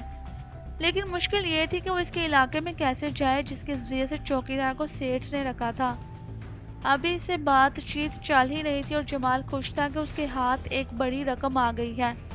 اپنے ضمیر کے ساتھ جنگ ہارنے کے بعد چوکیدار وہ رقم جو اسے جمال سے ملی تھی لے کر سیدھا سیٹھ کے پاس جا پہنچا اور ساری حقیقت اس کے گوش گزار کر دی۔ سیٹھ ایسے کاموں کے لیے ہمیشہ سکندر کی مدد لیا کرتا تھا۔ اس نے سکندر کو بلا لیا۔ سکندر نے اپنے آدمیوں کی مدد سے جمال اور نواز کو ایک ساتھ تلاش کر لیا جب وہ کہیں باہر رات کا کھانا کھا رہے تھے۔ جمال اور نواز پر ساری حقیقت سیٹھ کے گھر جا منکشف ہوئی جہاں وہ چوکیدار بھی موجود تھا۔ دونوں اپنا پلان چوپٹ ہوتا دیکھ کر کھیرا نگاہوں سے چوکیدار کی طرف دیکھتے جا رہے تھے جو اپنے ضمیر سے بہت جلد ہار گیا تھا۔ ان کا ارادہ تھا کہ وہ معاملہ ٹھنڈا ہوتے ہی اس جگہ سے نکل جائیں گے۔ انہیں ایسا موقع ہی نہ ملا تھا، سب کچھ واضح ہو گیا تھا۔ اسی لیے بہتر ہے کہ رقم مجھے واپس کر دو ورنہ تم دونوں مجھے جانتے ہی ہو۔ سکندر نے ان دونوں کی طرف قہر آلود نگاہوں سے دیکھتے ہوئے کہا۔ کوئی اور چارہ نہیں تھا، وہ کوئی بہانہ کرتے۔ لہٰذا نواز نے کہا ہم رقم واپس کر دیتے ہیں لیکن ایک وعدہ ہمارے ساتھ بھی ہو۔ بولو؟ سکندر نے اس کی طرف دیکھا۔ آپ ہمیں پولیس کے حوالے نہیں کریں گے؟ نواز نے شرط رکھ دی۔ سکندر نے سیٹھ کی طرف دیکھا۔ سیٹھ نے کچھ اس کی طرف دیکھ کر کہا سکندر یہ تمہارا معاملہ ہے، تمہیں کیا کرنا ہے، مجھے میری رقم چاہیے۔ دیکھو سکندر، تم اس شہر کے بڑے اثر رسوخ والے ہو اور ہم چھوٹے لوگ ہیں، لیکن ایک جان پہچان تو ہماری بھی آپس میں ہے۔ جمال نے کہا رقم دینے کے بعد تم اس شہر میں نہیں رہو گے۔ سکندر نے سوچ کر کہا تو پھر کہاں جائیں گے؟ جمال نے کہا کہیں بھی چلے جاؤ لیکن اس شہر میں نہیں۔ سکندر نے کہا یہ شرط ٹھیک نہیں ہے۔ نواز نے احتجاج کیا تم جانتے ہو کہ مجھ سے کوئی بھی اپنی مرضی نہیں منوا سکتا، تمہارا لحاظ ہو رہا ہے تو اس کا فائدہ اٹھاؤ۔ سکندر نے آنکھیں نکال کر اس کی طرف دیکھا۔ جمال اور نواز پھر چپ ہو گئے۔ وہ سکندر کے آگے اپنی بات منوانے کے لیے بس ضد نہیں رہ سکتے تھے، چنانچہ انہوں نے اس کی بات مان لی اور رقم دینے کے لیے سکندر کو اپنے گھر لے گئے۔ جیسے ہی وہ گھر میں داخل ہوئے جمال اور نواز کے ہاتھوں کے طوطے اڑ گئے۔ گھر میں جو بھی سامان تھا وہ بکھرا ہوا تھا۔ 32 لاکھ روپے کی رقم جس بیگ میں تھی اور وہ بیگ ایک خفیہ جگہ پر تھا اس جگہ سے وہ بیگ غائب تھا۔ دونوں حیرت سے بکھرے سامان کی طرف دیکھ رہے جا رہے تھے۔ کون آیا تھا ہمارے گھر اور رقم والا بیگ غائب ہے؟ جمال کے منہ سے بات نہیں نکل رہی تھی۔ سکندر نے پہلے پورے گھر کا جائزہ لیا، پھر جمال کے کندھے پر ہاتھ رکھ کر بڑے اطمینان سے بولا، ڈرامہ کرنے کی ضرورت نہیں۔ تمہیں ڈرامہ لگ رہا ہے؟ جمال چیخا، کوئی ہماری رقم لوٹ کر چلا گیا ہے۔ ہم نے وہ بیگ اس جگہ رکھا تھا۔ نواز نے ایک طرف اشارہ کیا جہاں زمین میں ایک 2x2 کا گڑھا تھا جو زیادہ گہرا نہیں تھا۔ اس گڑھے کے پاس کباڑ کا سامان پڑا تھا۔ یقیناً وہ سامان اس گڑھے پر رکھا گیا ہوگا تاکہ کسی کو اس جگہ کا شک نہ پڑے۔ اس جگہ بیگ تھا؟ سکندر نے پوچھا۔ ہاں، یہ وہی جگہ ہے، نواز نے کہا۔ اور یہ سارا سامان اس کے اوپر پڑا تھا۔ کوئی اندازہ نہیں کر سکتا تھا کہ اس جگہ کوئی گڑھا بھی ہو سکتا ہے۔ اسی لیے یہ ڈرامہ بند کرو اور وہ رقم مجھے دے دو۔ تمہیں ہماری بات کی سمجھ نہیں آ رہی؟ ہمارے گھر میں چوری ہو گئی ہے اور وہ بیگ نہیں ہے، نواز نے چیخ کر کہا۔ سکندر نے اپنا ہاتھ اٹھایا اور سیدھا نواز کے منہ پر دے مارا۔ کتنی بار بولوں، مجھے اپنے آگے اونچی آواز پسند نہیں۔ جو بات بھی کرنی ہے آہستہ کرو، میں تمہارا ملازم نہیں ہوں۔ نواز اپنے گال پر ہاتھ رکھ کر سکندر کو گھور رہا تھا۔ جمال جلدی سے آگے بڑھا اور دونوں کے درمیان کھڑا ہو گیا۔ دیکھو سکندر، ہم سچ کہہ رہے ہیں کہ اس گھر میں ہماری غیر موجودگی میں کوئی آیا تھا اور ہمارا بیگ لے گیا ہے۔ کوئی اور بھی جانتا تھا اس بیگ کے بارے میں؟ سکندر نے معنی خیز انداز میں پوچھا۔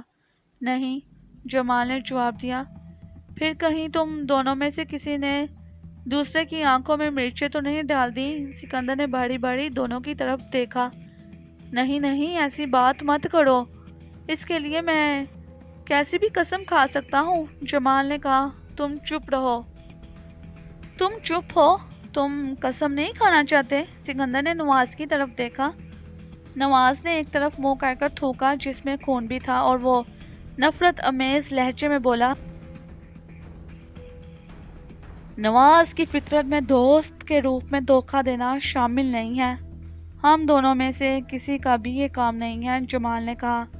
اسے یقین تھا۔ سکندر نے دونوں کی طرف گہری نگاہوں سے دیکھا۔ اسے یقین ہو گیا تھا کہ دونوں سچ کہہ رہے ہیں۔ یہ کام کسی تیسرے بےدی کا تھا۔ وہ انہیں اپنے کلب میں لے آیا تھا۔ پہلے اس نے سیٹھ کو ساری بات بتائی۔ سکندر، میرا 50 لاکھ کا مال تھا، مجھے وہ رقم چاہیے، کیسے بھی یہ تم جانو، سیٹھ نے اپنا فیصلہ سناتے ہوئے کہا۔ سکندر نے فون رکھ کر اپنے سامنے بیٹھے نواز اور جمال کی طرف دیکھ کر ناصر کی طرف دیکھتے ہوئے پوچھا، اب کیا کریں ان کا؟ انہیں رقم تو دینی ہی پڑے گی، ناصر نے گردن ہلا کر کہا۔ ہاں بھائی، اس کے علاوہ اور کوئی چارہ نہیں۔ بتاؤ، جیل جانا ہے یا رقم دینی ہے؟ سکندر نے پوچھا۔ لیکن ہم پیسہ کہاں سے دیں؟ جمال نے کہا۔ یہ ہمارا معاملہ نہیں ہے، پیسہ تو تم دونوں دو گے، ورنہ تم دونوں جانتے ہو کہ مجھے مردوں سے بھی پیسہ لینا آتا ہے، سکندر نے درست انداز میں لیکن دھیمے لہجے میں کہا۔ اس وقت تو ہماری جان ہی ہے ہمارے پاس، نواز نے کہا۔ اس کے لینے کا ابھی وقت نہیں آیا، سکندر نے مسکرا کر کہا۔ سکندر، تم ان کو ایک موقع دو، ناصر بولا۔ کیا موقع دوں؟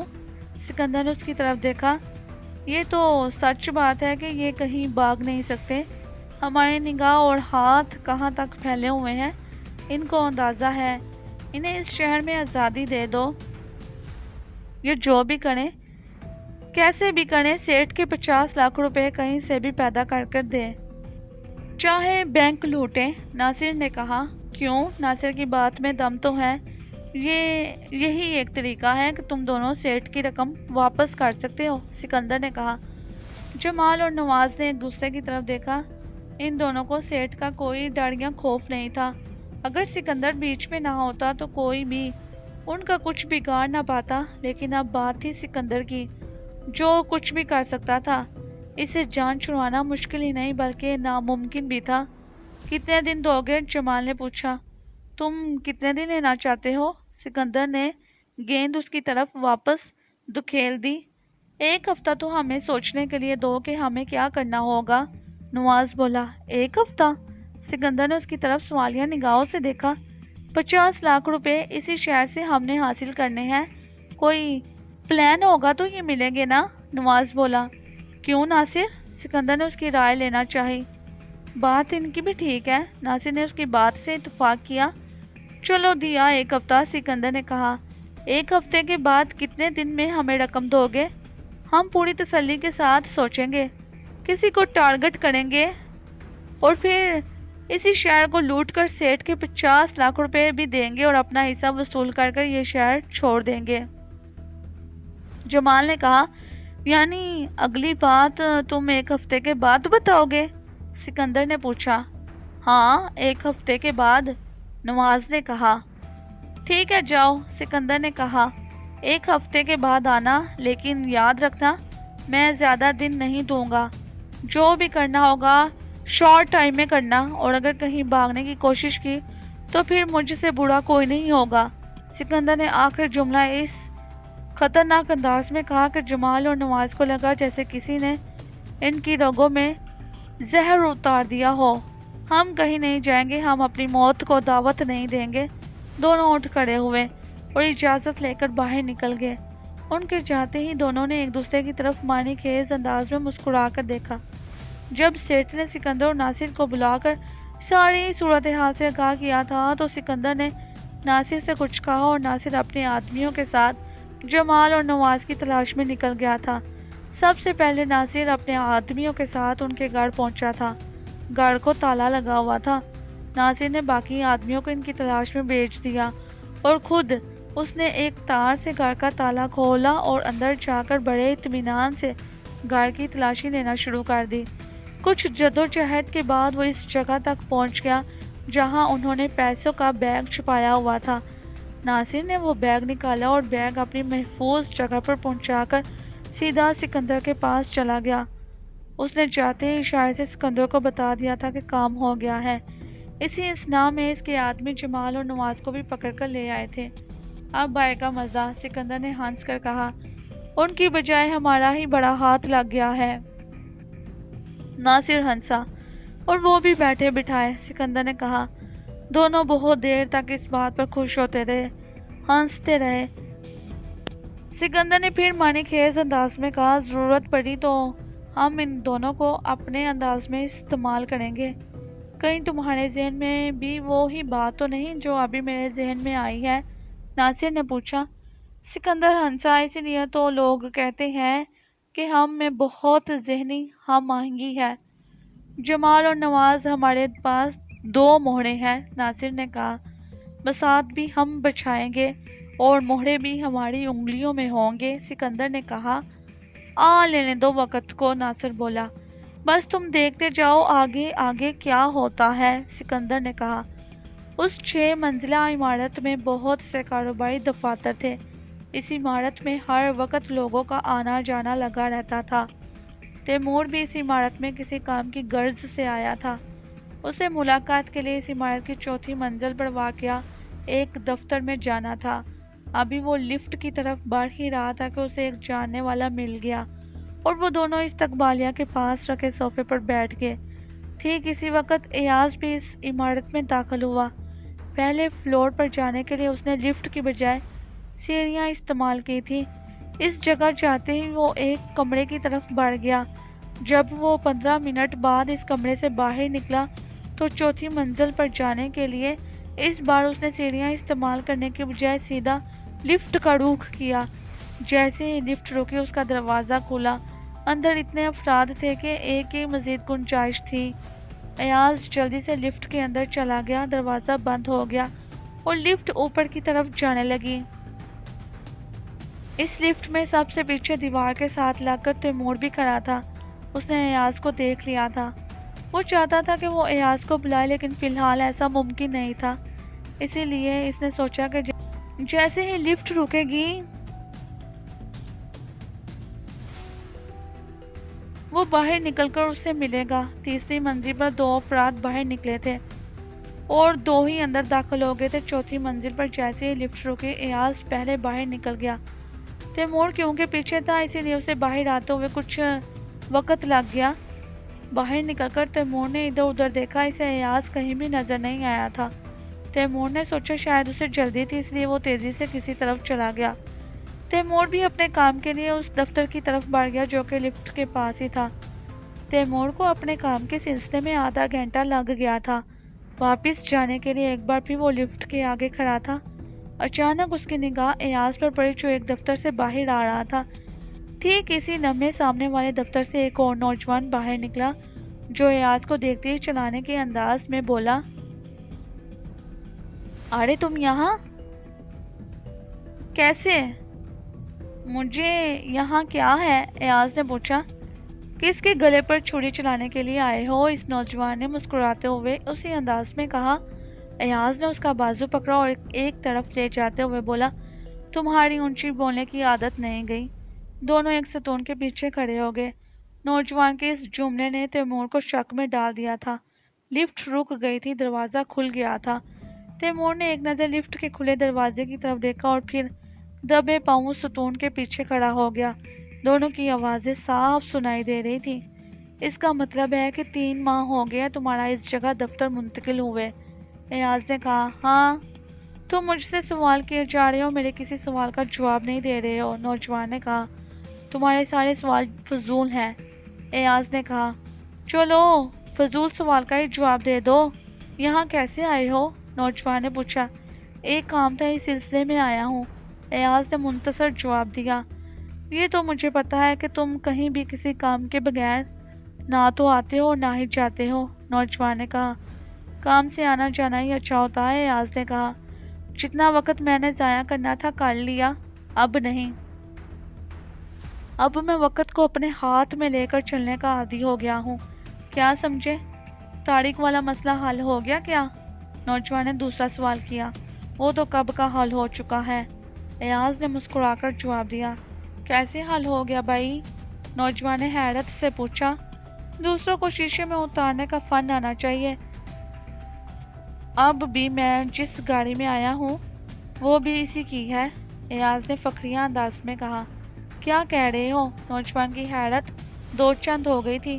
وہ تو اپنے سابقہ گاڑیوں کے کرائے کے لیے تمہیں مرنے مارنے پر تلا ہوا تھا۔ اس کی گاڑیوں کا کرایہ میری طرف 80,000 روپے ہے۔ اسے میں نے امید کی ہی نہیں بلکہ یقین کی ایک ایسی کرن دکھا دی ہے کہ اس نے نہ صرف یہ کہ 80,000 روپے کا تقاضا کرنا چھوڑ دیا ہے بلکہ اپنی گاڑیاں بھی مجھے استعمال کے لیے دیتا ہے۔ اس کا سارا حساب ایک ساتھ دے دوں گا، ایاز کہہ کر ہنسا۔ کون سا خزانہ ہاتھ لگ رہا ہے بھائی؟ نوجوان نے پوچھا۔ بتا دوں؟ ایاز نے اس کی طرف دیکھ کر شرارت سے مسکرا کر کہا۔ ہاں یار بتا، وہ بے چین سا ہو گیا۔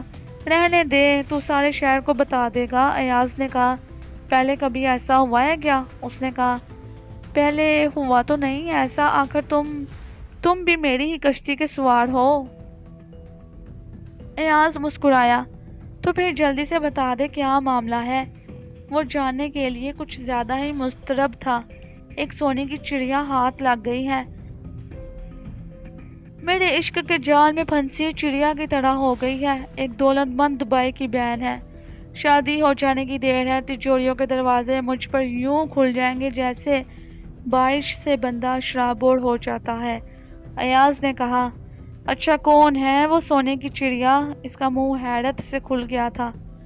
یہ تو نہیں بتاؤں گا، ہاں تجھے میں اپنی دعوت ولیمہ ضرور بلاؤں گا۔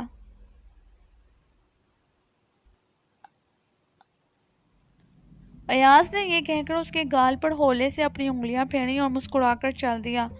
تیمور اس کی پشت پر کھڑا اسے جاتا ہوا دیکھ رہا تھا۔ اس کا چہرہ غصے سے سرخ ہو گیا تھا۔ ایاز کی حقیقت اس پر منکشف ہو گئی تھی۔ تیمور اگر اپنے آپ پر جبر نہ کرتا تو شاید وہ ایاز کو اس حالت میں اس عمارت سے واپس جانے نہ دیتا جس حالت میں وہ آیا تھا۔ تیمور نے ساری بات عشرت کے گوشے گزار کر دی۔ عشرت نے ساری بات بڑی توجہ سے سنی۔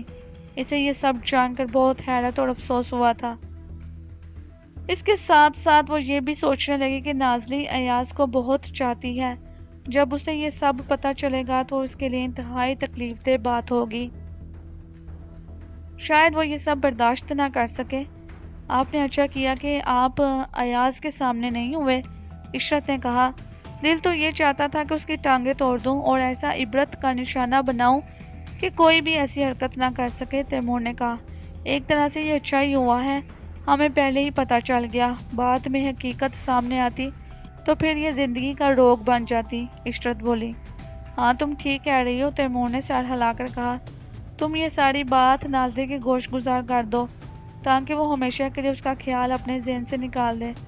عشرت کچھ سوچنے لگی، پھر بولی، تیمور تم نے اپنی بہن کو اس سلسلے میں مکمل اختیار دیا تھا کہ وہ اپنی پسند کے بارے میں ہمیں بتا سکے۔ جب کوئی کسی کو بہت چاہتا ہو تو پھر وہ اس کے خلاف کوئی بات سننا بھی گوارا نہیں کرتا۔ تم کیا کہنا چاہتی ہو؟ تیمور نے اس کی طرف دیکھا۔ اگر ہم نازلی کو ایاز کی اصلیت کے بارے میں بتائیں گے تو شاید وہ اس بات کا یقین نہ کرے۔ یہ بھی ہو سکتا ہے کہ وہ ہم پر کوئی شک کر بیٹھے، اس کے دل و دماغ میں غلط فہمیاں جنم لینا شروع ہو جائیں، کیونکہ ایاز نے اس کے دل و دماغ پر اپنی شرافت کا لبادہ شدت سے اڑا دیا ہے۔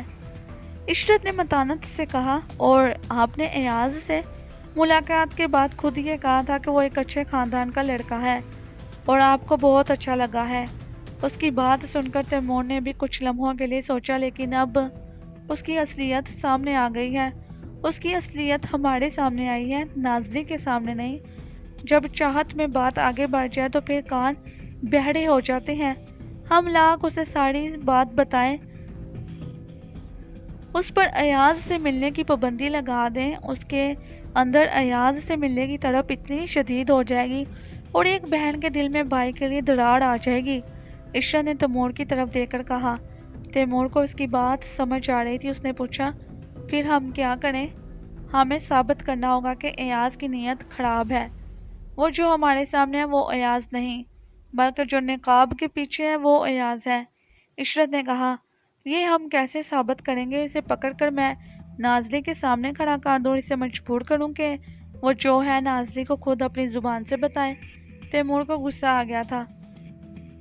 فرض کرو اگر تم اسے پکڑ کر نازلی کے سامنے لے جاتے ہو اور اسے مجبور کرتے ہو کہ وہ اپنے بارے میں بولے، ایسے شاطروں کا کیا؟ وہ کہہ دے کہ تمہارا بھائی مجھ سے یہ زبردستی کہلانا چاہتا ہے کیونکہ یہ ہم دونوں کو ایک نہیں کرنا چاہتا، تب کیا ہوگا یہ جانتے ہو آپ؟ عشرت نے کہا۔ ایسے مجرم تھانے میں مار کھا کر بھی اپنی زبان نہیں کھولتے۔ تیمور اٹھ کر ٹہلنے لگا۔ عشرت کی باتوں نے واضح کر دیا تھا کہ اس بات کو نازلی سے کہنے میں بہت سی رکاوٹیں ہیں۔ یہ ایک نازک مرحلہ ہے، انہیں سوچ سمجھ کر کوئی بھی قدم اٹھانا ہوگا۔ تم ٹھیک کہہ رہی ہو، ہمیں جو بھی کرنا ہوگا سوچ سمجھ کر کرنا ہوگا، تیمور نے کہا۔ ہمیں موقع دینا ہوگا کہ یہ ثابت ہو کہ ایاز کیا ہے تاکہ نازلی خود اسے نفرت کا اظہار کر دے۔ ایسا ہوگا تو بہتر ہوگا، عشرت نے کہا۔ اس نے اپنے خاندان کی جو بھی کہانی بیان کی ہے وہ اس نے سوچ سمجھ کر کہی ہے۔ ایسے ہوشیار لوگ بہت آگے کی سوچ کر چلتے ہیں۔ تیمور ایک جگہ رک گیا تھا اور وہ مسلسل سوچ رہا تھا۔ وہ ایاز کو زیادہ دن نہیں دینا چاہتا تھا۔ اچانک اس نے عشرت کی طرف دیکھ کر کہا، میرے ذہن میں ایک بات آئی ہے۔ کون سی بات؟ عشرت نے پوچھا۔ جس ایاز کا نقاب نازلی کے سامنے اتر جائے گا، تم ایسا کرو، نازلی سے کہو کہ وہ کل رات کے کھانے پر ایاز کو گھر بلا لے۔ تیمور کچھ پرجوش سا ہو کر بولا، میں کہہ دیتی ہوں، لیکن آپ نے سوچا کیا ہے؟ عشرت نے پوچھا۔ تیمور نے عشرت کا بازو پکڑ کر ایک ساتھ بیڈ پر بیٹھتے ہوئے اسے بتانے لگا کہ اس کے ذہن میں کیا بات آئی ہے۔ بات اپنی پوری کرنے کے بعد تیمور نے کہا، جس کے لیے یہ سب ہو رہا ہے اس کے کھو جانے سے وہ کچھ تو کرے گا نا؟ ہاں کچھ تو کرے گا۔ عشرت نے بھی اس بات میں سر ہلا دیا۔ جب عشرت کمرے سے باہر نکلی تو اسے یقین تھا کہ ایاز کی اس سے اصلیت کھل کر سامنے آ جائے گی۔ نازلی اپنے کمرے میں بیٹھی کوئی کتاب پڑھ رہی تھی۔ عشرت کے اندر جاتے ہی نازلی نے کتاب ایک طرف رکھ دی۔ پہلے تو عشرت اسے ادھر ادھر کی باتیں کرتی رہی، پھر وہ بولی، کیا خیال ہے کل رات کے کھانے پر ایاز کو نہ بلا لیں؟ کھانے پر؟ نازلی کی آنکھوں میں چمک ابھر آئی اور اس نے زیر لب مسکرا کر کہا، ہاں اس کی فیملی اسلام آباد گئی ہوئی ہے، وہ ہمارے ساتھ کھانا بھی کھا لے گا اور گپ شپ بھی ہو جائے گی۔ تمہارا کیا خیال ہے؟ عشرت نے کہا۔ میں کیا کہہ سکتی ہوں بھابی، وہ مسکرائی۔ جو بھی کہنا ہے وہ تمہیں ہی کہنا ہے، عشرت نے ہنس کر کہا۔ آپ کی مرضی، نازلی بولی۔ ٹھیک ہے، میں ایاز کو فون کر دیتی ہوں، مجھے نمبر دو گی اس کا؟ عشرت نے کہا۔ بھابی میں نے کل لائبریری جانا ہے، نازلی نے کہا۔ ہاں تم چلی جانا، لیکن اسے اطلاع بھی تو کرنی ہے نا، عشرت نے جان بوجھ کر کہا۔ ہاں تو میں کل جا رہی ہوں نا لائبریری، ہو جائے گی اطلاع، نازلی نے کہا۔ عشرت نے اس کی طرف مسکرا کر دیکھا اور پھر کہا ٹھیک ہے کہہ دینا، آپ بے فکر ہو جائیں، نازلی نے کہا، اور عشرت اس کے کمرے سے باہر نکل گئی۔ نازلی کتاب پڑھنا بھول گئی اور ایاز کے خیالوں میں کھو گئی۔ وہ بہت خوش دکھائی دینے لگی تھی۔ وہ بہت دیر تک اس طرح سے ٹیک لگائے بیٹھی اپنے خیالوں میں مشغول رہی۔ لائبریری سے باہر اسی چبوترے پر وہ دونوں ساتھ ساتھ براجمان تھے۔ نازلی نے ابھی اسے رات کے کھانے پر آنے کی دعوت دی تھی۔ یہ سنتے ہی ایاز کا دل ایک دم کھل گیا تھا اور اس نے اپنے آپ سے کہا تھا پہلے نازلی اس کی گرفت میں تھی، اب اس کا بھائی بھی اس کی مٹھی میں آ گیا ہے۔ اپنی خوشی کا اظہار اس نے اپنے چہرے سے نہیں کیا تھا۔ اس کی آنکھوں میں ویسی چمک ضرور ابھری تھی جو کسی فاتحہ کی آنکھوں میں آتی ہے۔ اس نے نازلی کی طرف دیکھا اور متانت سے کہا، نازلی بھلا کھانے پر بلانے کی کیا ضرورت ہے؟ ٹھیک ہے مت آؤ، نازلی نے لاپرواہی سے کہا کہ ایاز بھی چونک گیا۔ بڑی بے مروت ہو، فوراً انکار بھی کر دیا، ایاز نے کہا۔ تم نے کہا اس کی کیا ضرورت ہے، میں نے کہا ٹھیک ہے مت آؤ، اس میں بے مروت ہونے کی کیا بات ہے، نازلی بولی۔ بندہ ایک آدھ بار تو تکلفن ایسا کہتا ہی ہے، ایاز نے کہا۔ جہاں تکلف ہوتا ہے وہاں اپنا پن نہیں ہوتا، نازلی چٹ سے بولی۔ ویسے ایک بات تو بتاؤ، کھانے پر مجھے تمہارے بھائی جان نے بلایا ہے؟ ایاز اپنے دل میں ابھرنے والے خیال کی تصدیق چاہتا تھا۔ مجھے تو بھابی نے کہا تھا، نازلی نے کہا۔ تمہارے بھائی کی رضامندی سے ہی کہا ہوگا، ایاز نے مزید کریدا۔ تمہیں آم کھانے سے مطلب ہے کہ پیڑ گننے سے؟ نازلی نے اس کی طرف دیکھا۔ اگر میں پیڑ گن رہا ہوں تو کیا حرج ہے؟ اس سے یہ پتا چلتا ہے کہ کتنے پیڑ تھے جن کے آم کھائے ہیں، ایاز نے کہا۔ پیڑ گنو گے تو مالی آ جائے گا، نازلی نے کہا۔ ایک دم ایاز کو لگا جیسے واقعی مالی آ گیا ہو۔